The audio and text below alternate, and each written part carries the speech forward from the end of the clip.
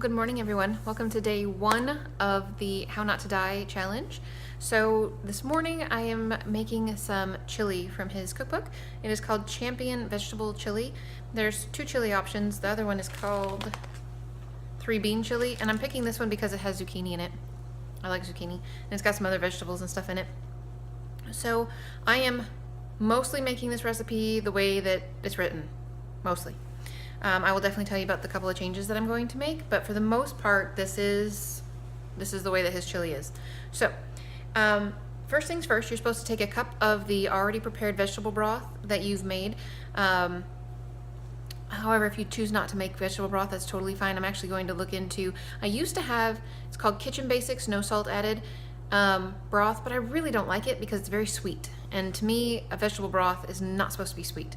So I just stopped buying that. But I think that there's another brand, Pacific brand?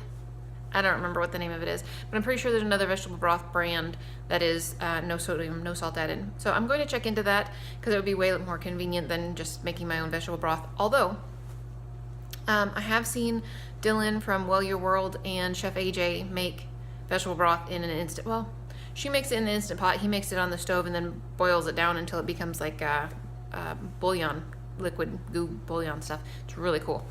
I will try to remember to put both of those links in the bottom. So I'm actually going to try and do that as well. So this morning, so the first thing that you have to do is you take 1 cup of vegetable broth, put it in a pot, and you take and it's supposed to be a red onion chopped, and put it in. I don't have a red onion at the moment, so I'm just going to use a regular onion, and 1/2 cup of minced celery. So I actually have in the bottom of my bag here, this is my starter kit for making my own broth. So I've got some of the celery chunks that are just not in good shape, but they're not bad. They're just not in good shape. And then the outer little edge peel, not the skin part, that's to the outside world, but I'm probably a little bit pickier about this than some people are. I don't want to put in here the absolute junk. Like, I'm not going to put seeds of something in here or whatever. I know that people do that. But anyway, if it's not quite awesome anymore, but it's still edible in terms of it's not bad, it's going to go in my bag in my freezer so that I can make my own broth. We'll see how that works. So first things first, 1 cup broth, 1 whole chopped onion, preferably red if you're following his recipe correctly, and 1/2 cup of celery. That gets in here and it gets cooked for about 5 minutes. It says until softened about 5 minutes. So I'm gonna go do that, and then I'm going to chop up the next set of ingredients that need to go in there, so I'll talk to you about that in just a second. Okay guys, step 2. So now you've got that, it's been cooking for about 5 minutes, which actually it's been about 7 minutes at this point, but whatever. The next part is you chop up 2 to 3 cups of chopped mushrooms, any kind, he says. So I just bought some organic mushrooms at Costco the last time we were there. Sorry, that was really loud. They look like that. It doesn't say that they're Baby Bella, or they're a little bigger than Baby Bella. But anyway, it says it's a Monterey deliciously organic whole mushroom. I don't know. It's a mushroom. So that's what it looks like. It just looks like a little mushroom. So I chopped up some of those. And then on the top here are enoki mushrooms. You guys know me and enoki mushrooms. I use them for everything. So I just have those chopped up a little bit. Just 1 package. And then it calls for 2 cloves of garlic, or 2 garlic cloves minced. So that's right on the top there. I just used pre-minced already in a jar garlic. We go through a lot of garlic at our house.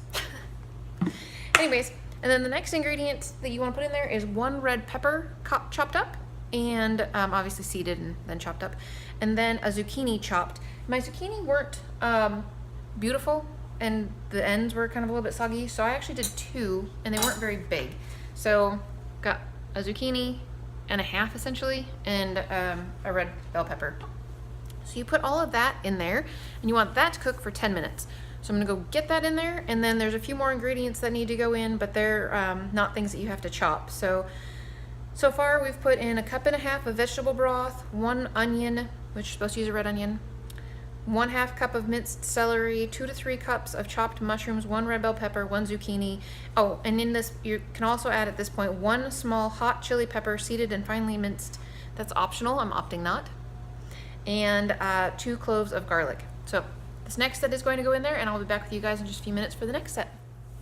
All right, guys, it's time for the next set of ingredients. So now, at this point, we want to put in 3 tablespoons of jarred tomato paste. So I have actually one that's open in the refrigerators that I need to use. So 3 tablespoons of that. You want 2 tablespoons of chili powder. Again, we get our chili powder at Sprouts in the bulk section. And you want 1/4 teaspoon of ground turmeric. It actually says you can use fresh turmeric, but I don't ever buy fresh turmeric, so ground turmeric. And then 1 can of diced tomatoes, no salt added. So add that. Don't drain it. Don't drain it. And then it calls for 2 cans, 3 cups cooked, or 2 cans of PBA free, no salt added, blah blah blah, drained and rinsed pinto beans. So I'm actually going to use tri-blend beans. So it's got kidney beans and black beans and pinto beans in it. I like that in a chili better. So I'm using 2 cans of this. I have already rinsed them really well because these are not no salt added. They're low sodium, to be honest with you. It's 130 milligrams per serving, where a lot of them are, I don't know, 250, 280, something like that. So it's not super high in sodium, but I still wanted to get that salt rinsed off there if I could. So 2 cans of that. And then that is what goes in there now. And it says to add another 1/2 cup of broth at this point, and simmer until the vegetables are tender, stirring occasionally, about 45 minutes. It also says if it is too thick to just add a little bit more water, if that makes your heart happy. And at the end, we're supposed to stir in 1 cup of corn, 2 teaspoons of the savory spice blend that we made, and a 1/2 teaspoon of smoked paprika, and then to serve it hot. So I am actually going to add a can of corn that's no salt added, and it has, it's got liquid in it still. I'm not draining this. I'm going to add this rather than water. And it does say not to add it till the end, so I'm just gonna dump the liquid in there now, and then I'll add the corn at the end. So I'm going to go do those, get those ingredients in there, and then I will show you guys what this looks like and do a quick taste test for you at the end.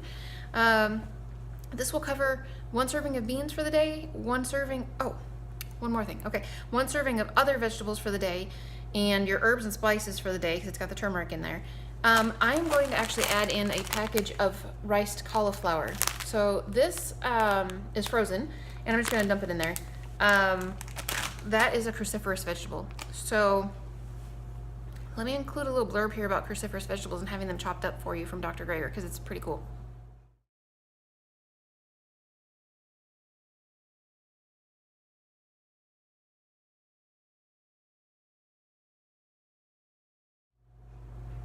So isn't that neat? So that's really good information to have. But I'm going to put that in there so that it increases it, so I not only have a vegetable, and I've actually put more vegetables in there than what it calls for, so I'm going to say that it's 2 servings of vegetables, 1 serving of beans, 2 servings of vegetables, 1 serving of cruciferous, mushrooms count in there. Anyways, so I'm going to go get this stuff in there and get it cooking, and I will talk to you guys when it's done. All right, guys, so chili is ready to go. My other meal for the day is ready to go. So I tried this before and after I put in the savory spice blend. It tastes better with it. I was kind of surprised because when I tried it, I was like, oh my gosh, there's a lot of flavor here. I don't think I need any more flavor. And I was like, follow the recipe anyway, put it in there, and it was better. So there is my chili. It's very pretty. It's very flavorful. Not spicy, like hot. I'm sure if you put in the chili pepper, it would have been a lot hotter. But it's got a lot of flavor going on here. So this is a really good chili. Very hot.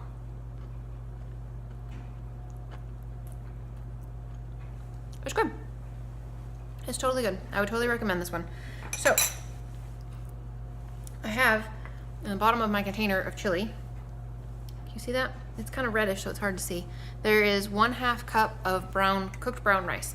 So my husband had made some brown rice in the Instant Pot for me a couple days ago. Anyways, so that's 1 serving of a grain. So there's a serving of grains in there. There's a serving of beans. There's a serving of vegetables. There's a serving of cruciferous vegetables. There's the spices and herbs that you need in there. And I kind of think there's probably 2 servings of vegetables based on the amount that I put in there. And I did split it, maybe not quite in fourths. There's probably about 5 servings in that container. Really, I mean, this is a good size container. So that's a lot of food. So yeah, it looks really good. I'm really excited about it. I think it will taste wonderful. That's one meal for today. My other meal for today, I'm getting the rest of the grains out of the way. So I have 1/2 cup of uncooked oats in the bottom of that container.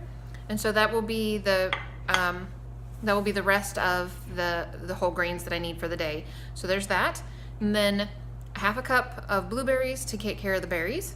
And then under the fruit section, you can have 1/4 cup of dried fruit to equal 1 serving of a fruit. And it's very hard to see on the top there because it's on top of the blueberries, but there's raisins in here. I have 1/4 cup of raisins on here. So that's 1 serving of fruit. And then another cup of blueberries, which equals 1 serving of fruit. Still a serving of, with all that fruit, I'm still 1 shy for the day. I don't know how I managed that.